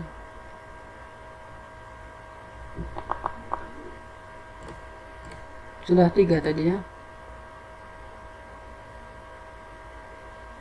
Ya, untuk mempermudahnya lupa saya, kita ubah namanya jadi, oh ya dia sudah merge ya, berarti 3 stasiun, 3 STA merge yang sudah digabungkan. Lalu kita buka create polygon design tadi. Ini supaya kita belajar menganalisa data juga ya. Lalu kita pilih input vektornya 3 STA yang sudah di merge, lalu kita oke kan. Tunggu sebentar, dia lagi loading. Nah, jelas seperti ini kan, seperti yang sudah dibahas tadi. Lalu bagaimana cara kita memotong gambarnya? Nah, berikut caranya. Kita klik kanan Gunung Kutotuo, kita pilih edit vektor, start editing, continue, kita klik pada bagiannya. Pada bagian mana yang kita klik, kita matikan dulu ini ya, cara kita mengetahuinya. Jadi kita membagi polygon desainnya berdasarkan catchment areanya, karena titik yang kita tinjau batas daerah tangkapan hujannya sebesar ini. Oke, caranya yang untuk bagian ini biarkan ini yang kita ubah karena di sini masih berlebih. Lalu kita tarik ini sampai dia tertutup. Kalau yang ini gimana? Jangan diganggu karena ini nanti terbentuk lagi luas satu lagi. Jadi sudah. Tuh klik yang lain. Oke, udah ya. Lalu kita klik kanan, clear selected feature. Lalu klik editor, stop editing, save. Sekarang kita akan memotong gambarnya. Untuk memotong gambar ini, klik geoprocessing, pilih intersect. Jadi ibaratnya intersect itu gimana cobanya? Intersect itu memotong data sesuai wilayah yang kita tentukan. Berarti yang kita olah datanya tadi adalah subwatershed atau catchment areanya. Ini daerah yang akan dipotongnya, dipotong berdasarkan data catchment area. Yang akan dipotong adalah nih catchment polygon design. Lalu kita oke kan.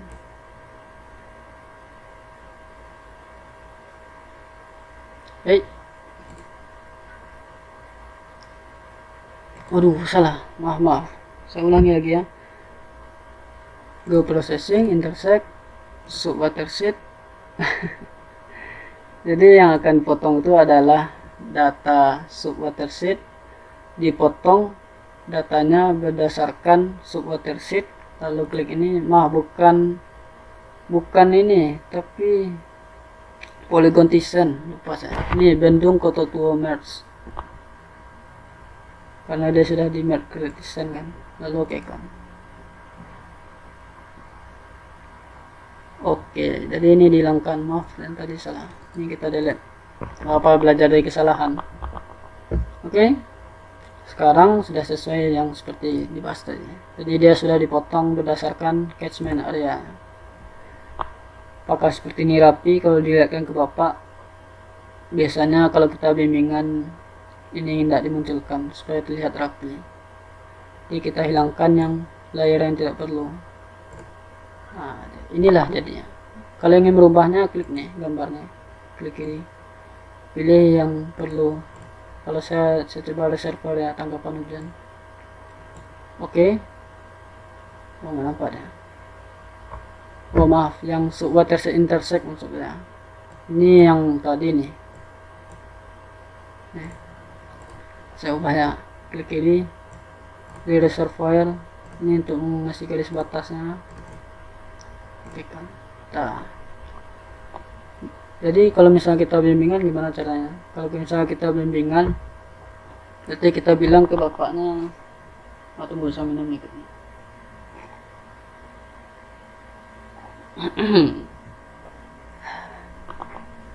Kalau misalnya kita bimbingan sama dosen ataupun tesis atau dalam perencanaan, kita kan orang teknik, jadi pokoknya kita mau teknik itu bukan gue sebenarnya. Pokoknya kita dalam berbicara itu biasanya harus ada dasar kan. Biasanya kan, apalagi kalau kita di jurusan teknik sipil. Dalam diskusi juga datanya harus real juga. Tapi ini karena untuk belajar. Oke, yang ini ya. Ini untuk belajar. Kalau untuk stasiun ini data real. Oke. Karena kita anak teknik, kita harus ada data real. Kita harus punya data dalam berdiskusi. Jadi maksud saya misalnya kita bimbingan sama dosen kan. Jadi Pak, setelah saya analisa, ini ada 3 stasiun curah hujan. Setelah saya hitung menggunakan polygon design, luas pengaruhnya itu ada berpengaruh kayaknya Pak. Walaupun dia di luar gas sedikit, tapi dia ada pengaruh Pak. Nih sebesar ini Pak. Nah, tuh apa kata bapaknya? Yang mana pengaruhnya? Misalnya Gunung Nago Pak, ini kalau di desain itu pengaruhnya sebesar ini, Bandung Kota Tua sebesar ini, Ledang Padi sebesar ini. Oh gitu ya? Iya Pak, sudah saya pelajari. Lalu Bapak itu bertanya berapa luas pengaruhnya misalnya kan? Ini kita belajar persiapan sebelum bimbingan kan. Jadi kita cari tahu luas pengaruh ini. Berapa luas pengaruhnya? Nah, kita cari tahu ya. Ini caranya. Jadi kita ubah namanya dulu ya untuk bermudah. Ini Thyssen 3 stasiun. Lalu kita klik kanan. Terserah kita namanya yang mempermudah kita. Lalu kita hidupkan label vektornya. Ya, berarti masih CA arrow. Atau nggak salah kita munculkan ya. Bingung kan? Untuk mengetahui luasnya itu ada nilainya. Jadi Pak tanya berapa nilai pengaruhnya gitu. Berarti kita klik kanan, kita pilih open attribute. Ya, kita besarkan ya. Ini kita tutup ya. Misalnya kita klik nih. Di sini cuma, di sini ada cumanya. Sengaja saya munculkan error ya sambil belajar ya. Kita klik tabel, pilih add field, lalu buat luas, buat double. Oke kan, berarti kita memunculkan tabel baru kan. Jadi kita klik luas nih, pilih calculate geometry, lalu yes. Nah di sini areanya masih disable, artinya data luasnya masih dikunci pada hard disk nih. Artinya ada yang perlu kita setel, yaitu pada koordinatnya. Kalau tadi kan ini secara tampak atas itu sudah sesuai koordinat, tapi kalau untuk menghitung luas harus kita proyeksikan dulu. Maka kita closekan dulu, close lagi.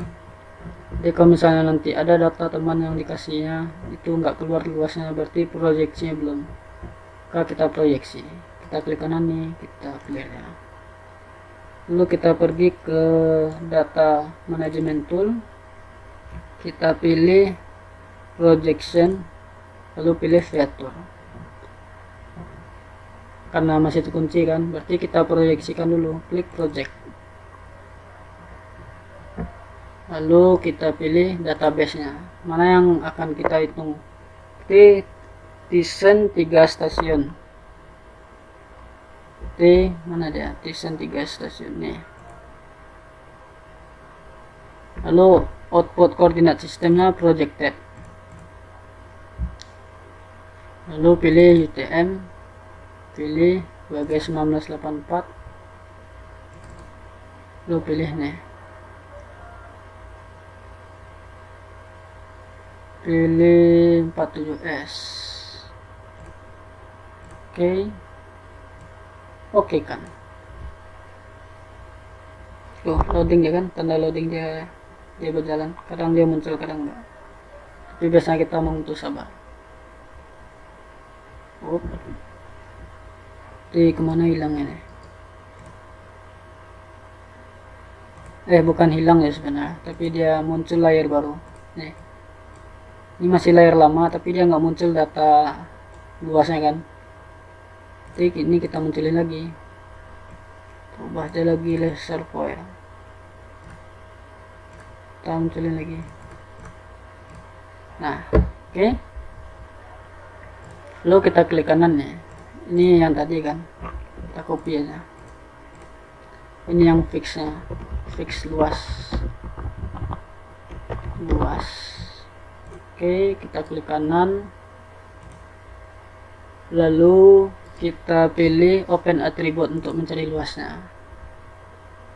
Lalu kita geser sini. Banyak kali datanya. Terbaru kita bikin seperti yang tadi, add field, lalu pilih tulis luas, double, yes. Masih kosong kan? Soalnya kita tutup dulu nih. Kita geser saja. Oke, berarti kita klik luas yang di atas, lalu pilih calculate geometry, yes. Nah baru muncul areanya kan. Tadi areanya terkunci karena koordinat projectednya belum muncul. maka kita pilih unit. Biasanya dalam menghitung debit, menghitung debit ini, dia parameternya, misalnya debit itu kan ada rumus itu, misalnya rumusnya Q sama dengan C I A. Ini kalau rumus rasional menghitung debit ya, berarti A nya nih, misalnya A nya itu luasnya itu satuannya kilometer luas, berarti kita ubah ke kilometer luas, square kilometer. Oke, yes. Nah, disinilah munculnya. Lalu muncul pertanyaan, berapa sih luas pengaruhnya? Maka untuk mengetahui luas pengaruhnya yaitu klik ini 5,99, ini 57,83, ini berapa nih? Oh ya, maksudnya ini yaitu luas pengaruh dari Gunung Nago sebesar 6,49. Kalau kita geser nih, kita klik nih, ladang padi sebesar 57,83, pengaruh terhadap curah hujannya. Kalau Gunung Nago segini, Bungus berapa? Kalau di kalau di Bendung Kotutuo luas pengaruhnya sebesar 6 km luas. Kan agak ribet juga nih kalau harus kita buka tabel. Bagaimana cara simpelnya? Kita tutupnya. Lalu kita klik kanan nih, clear. Lalu kita klik kanan yang ini layarnya. Lalu kita hidupkan label Viator. Tapi ini tulisannya masih C arrow kan, catchment area arrow, berarti kita ubah ya berdasarkan luas. Bagaimana caranya? Kita klik kanan, properties, ini klik kanan, lalu kita pilih simbologi, label. Tadi kan nama fitur yang kita hidupkan kan label Viator, untuk memunculkannya.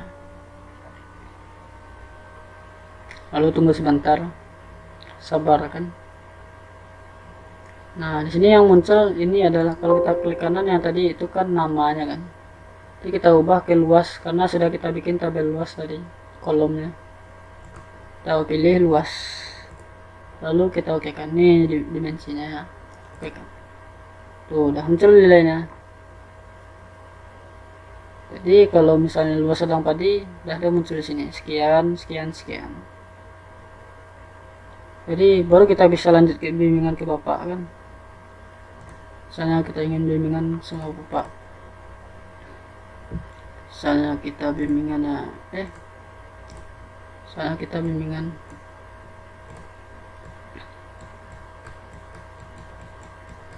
dengan membawa kertas memprint kan, yang sudah kita print, ini kita print misalnya kan. Nah, ini bapaknya nunggu di meja kan, atau ibu kan, dia sudah nunggu kan. Jadi kita bimbingan, bagaimana cara bilangnya, analisanya. Pak, setelah saya hitung itu Bu, setelah saya hitung luas pengaruh dari stasiun ladang padi ini sebesar 57,83 km. Gunung Nago sebesar 6,49, Bendung Kotutuo sebesar 5,99 atau 6 km luas Bu. Berarti stasiun yang paling berpengaruh terhadap catchment area ini, titik tinjauan penelitian saya ini, terhadap curah hujan sebesar ini Bu, luas pengaruhnya.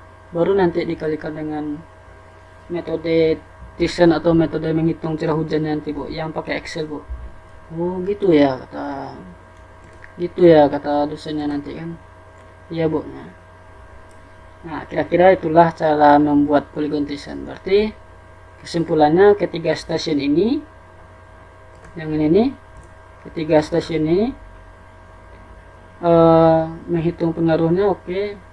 Menghitung pengaruh stasiun curah hujan menggunakan polygon Thyssen, berarti stasiun ladang padi berpengaruh terhadap catchment area, titik tinjauan terhadap curah hujan. Gunung Nago datanya bisa dipakai, ladang padi bisa dipakai, Bendung Kotutuo datanya bisa dipakai karena ada pengaruhnya. Oke. Sip. Mengetahui pos curah hujan atau stasiun curah hujan yang digunakan, berarti kesimpulannya bisa kita bilang ke Bapak atau ke Ibunya, berarti data ini bisa kita pakai Bu, data stasiun curah hujannya Bu. Oh bagus lah tuh. Kamu lanjut ya, ini saya ACC mudah-mudahan ya.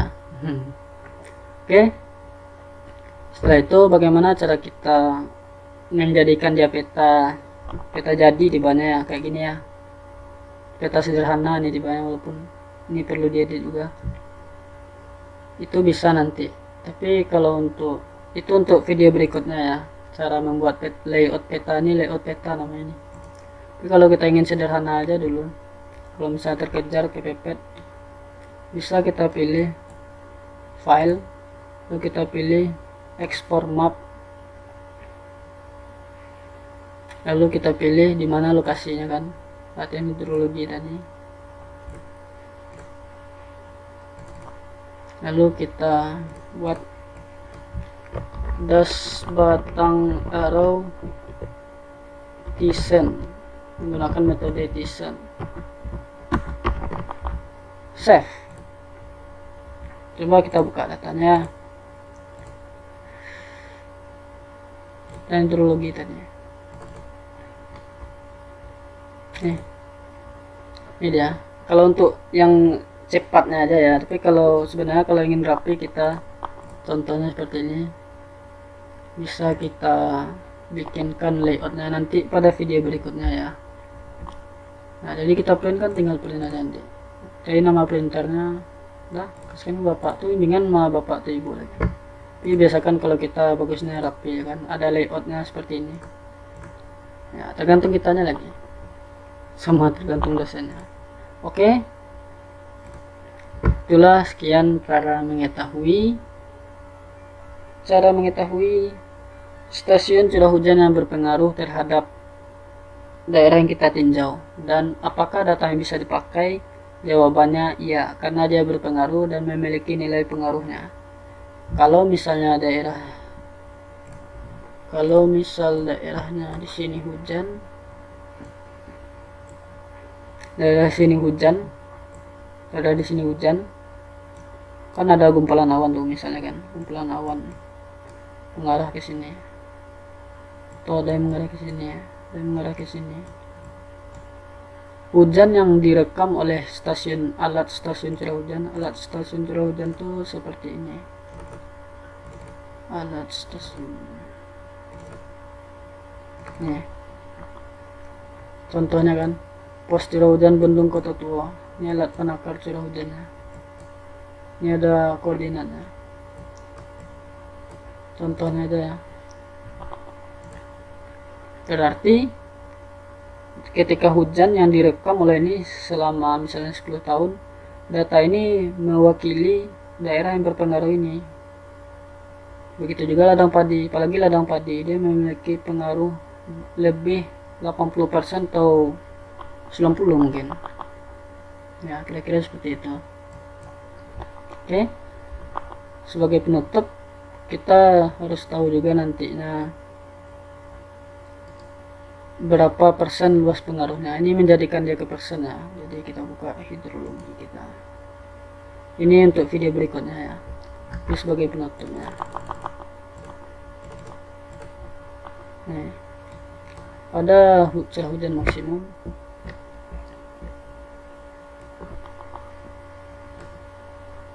saya memakai data curah hujan 10 tahunan, 10 tahun. Bagaimana caranya? Kan kita sudah tahu luas pengaruh ini. Jadi ini nanti pembahasannya pada video berikutnya. Oke, kita lanjut. Kan kita sudah tahu luas pengaruhnya. Misalnya Gunung Nago berapa tuh? 6,49.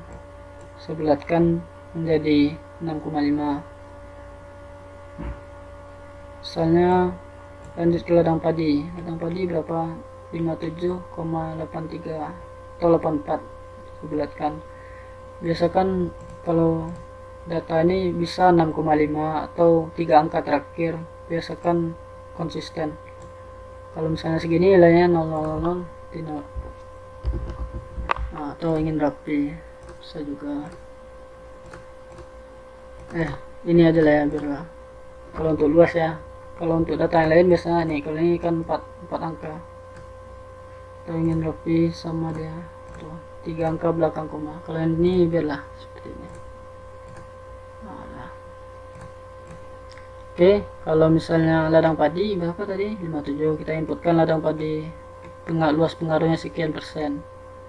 Kalau untuk Gunung Nago berapa luas pengaruhnya? 6,5%. Kalau untuk Bendung Kota Tua, stasiun Kota Tua berarti berapa? 5,99 atau 6 km luas. Nah, bagaimana cara menjadikan dia persen? Oke, kita tutup aja. Besarkan. Untuk mencarinya, maaf, sepertinya perlu munculkan.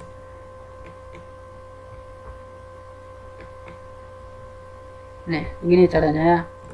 Jadi kita totalkan ini, total luas. Jadi totalnya berapa?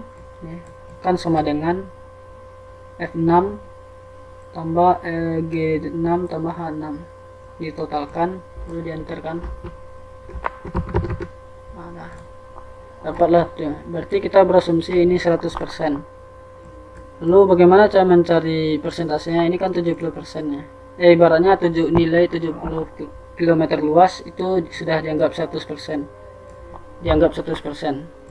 Lalu kita klik ini, jadikan persen. Berarti rumusnya luasnya, luas Gunung Nago ini yang 6,5 dibagi dengan 70, berapa persen dapatnya luas pengaruhnya? Dapat 0,092, berarti sekitar 9% luas pengaruhnya terhadap datanya. Kalau ladang padi berarti berapa tuh? Berarti luasnya dibagi L4, luasnya dibagi dengan yang 100% tadi, dapatlah berapa tuh? Bentar. Jadi sekitar 82% dia mewakili datanya lebih akurat gimana kan.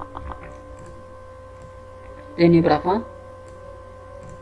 Ini 6 dibagi ini, 6 dibagi luas totalnya apalah 8% juga. Yang totalnya ini sudah 100%. Kalau misalnya kita coba ya, ini tambah ini tambah ini, satu kan, 100% kan. Nah, kira-kira itulah. Jadi bisa kita bilang ke Bapak, atau bisa juga ini ditulis, atau ini dihilangkan label vektornya bisa juga. Jadi kita tulis di pena nanti, atau kita bikin di teks. Ini misalnya 82% misalnya ya. Misalnya kita ini.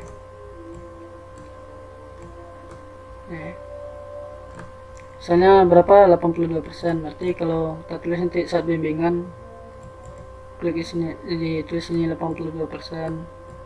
Atau bagaimana cara mengeditnya? Ini 82% Pak. Kalau ladang padi, kalau Gunung Nago sekitar 9%an Pak. 9%. Jadi 9% kan Pak. Jadi kalau Kota Tua Pak, luas pengaruhnya 9% juga Pak. Jadi 9 tambah 82 91 jadi 9%. Ini dibulatkan ya, 9%. Jadi totalnya 100% Pak. Jadi yang berpengaruh besar adalah ladang padi Pak. Ini masih bisa kita pakai datanya Pak, karena 9% Pak. Oke Pak, saya bisa lanjut revisi Pak, lanjut ke perhitungan berikutnya. Iya silakan lanjut kata Bapak. Alhamdulillah. Oke, nanti kita lanjut ke perhitungan yang lainnya. Sekarang cukup dulu karena kita sampai ke menghitung luas pengaruhnya. Menghitung luas pengaruh curah hujan terhadap catchment area dan stasiunnya apakah bisa dipakai untuk mengolah data? Jawabannya bisa. Sudah sesuai seperti yang mana dia? Nah, sudah sesuai seperti desainnya. Luas pengaruhnya. Ini kalau manual kan, kalau kita sudah pakai aplikasi. Oke? Berarti kesimpulannya yaitu dari hidrologi renalnya, kesimpulannya untuk yang utamanya awal mula untuk menghitungnya, menghitung debit ini, yang semua ini, yang muaranya debit, yang Q100 ini, kita mencari tahu menggunakan aplikasi ArcGIS untuk mendapatkan parameter. Lalu kesimpulannya itu nih, kesimpulan eh, yang cara simpelnya sebenarnya tentukan daerah penelitian, studi kasus, koordinat lokasi, tentukan das daerah, lalu petakan lokasi pos stasiun curah hujan atau stasiun curah hujan terdekat, lalu hitung luas pengaruh dan memastikan terpakainya stasiun curah hujan terhadap das dan curah hujan, lalu hitung debit. Setelah ini sudah bisa kita hitung debit. Yang langkahnya itu sudah secara kuliah itu sudah dikasih tahu. Nanti mudah-mudahan bisa saya share ya. Kira-kira itulah hasil dari mana dia? Baiklah, kira-kira itulah hasil dari pembuatan peta tutorial untuk belajar hidrologi dari nol. Ini adalah dasarnya sebelum kita memulai menghitung semuanya. Kalaupun ada yang salah, kasih tahu saya. Namanya juga belajar menuntut ilmu, biasa kita saling sharing. Mudah-mudahan ini bermanfaat dan tidak terjadi kesalahan. Kalaupun ada salah biasa, kita perbaiki. Mudah-mudahan bermanfaat. Terima kasih. Assalamualaikum warahmatullahi wabarakatuh. Oh, jangan lupa kasih tahu teman-temannya bagi yang sedang apa namanya? Mengolah data ini. Oke. Oh ya, saya ada yang hampir lupa. Maaf.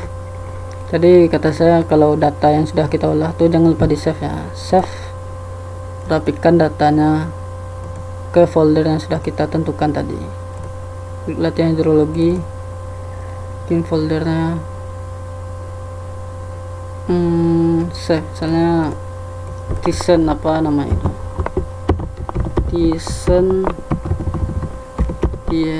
Thyssen Batang Aro. Lalu kita save yang penting-penting, misalnya catchment area-nya yang sudah jadi ekspor datanya, baru kita klik folder. Lalu kita pilih latihan hidrologi tadi, lalu kita bikin namanya luas pengaruh 3 stasiun. Save. Oke. Oh, nggak usah dijadikan layar karena ini akan meramaikan. Kalau dia kan dia akan muncul, kalau tidak dia tidak muncul di sini. Kita no kan saja. Jadi nanti datanya sudah ada sini tuh. Nah dia. Ini luas pengaruh kan, SAP kan. Kalau ingin kita munculkan tinggal tarik aja.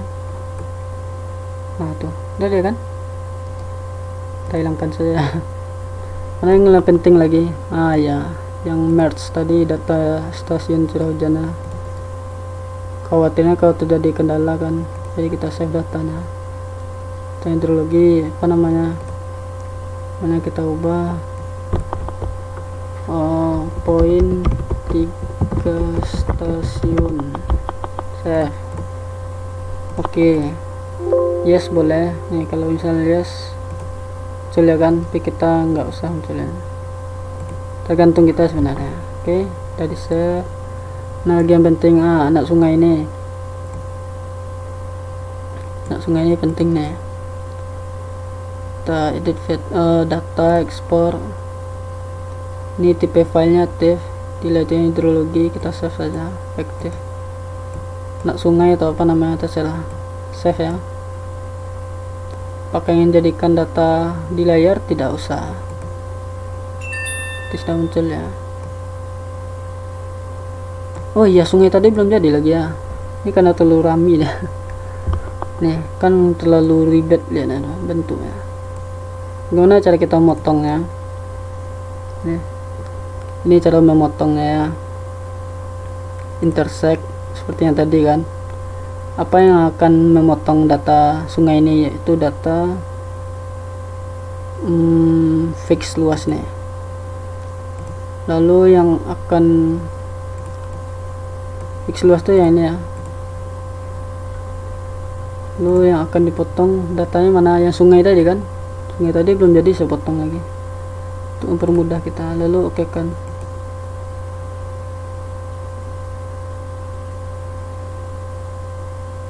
Nah, lalu kita hilangkan yang lama. tuh. Tapi tergantung kita, kalau misalnya kita munculkan dia, kalau misalnya terlihat rapi nggak apa, tapi kalau ingin munculkan boleh ubah saja warnanya kasih ke biru. Nggak nampak ya, tahu ubah ke river bisa. Ini ada warna river. Bisa juga kayak gini, kasih tahu ke bapak ya. Ini luas pengaruhnya pak, gini seperti yang tadi kan. Maaf ya, saya lupa kayak ini. Oke, kita lanjut pada video berikutnya nanti ya. Terima kasih. Assalamualaikum warahmatullahi wabarakatuh. Jangan lupa subscribe dan komen. Jika ragu tanya saja. Oke, terima kasih.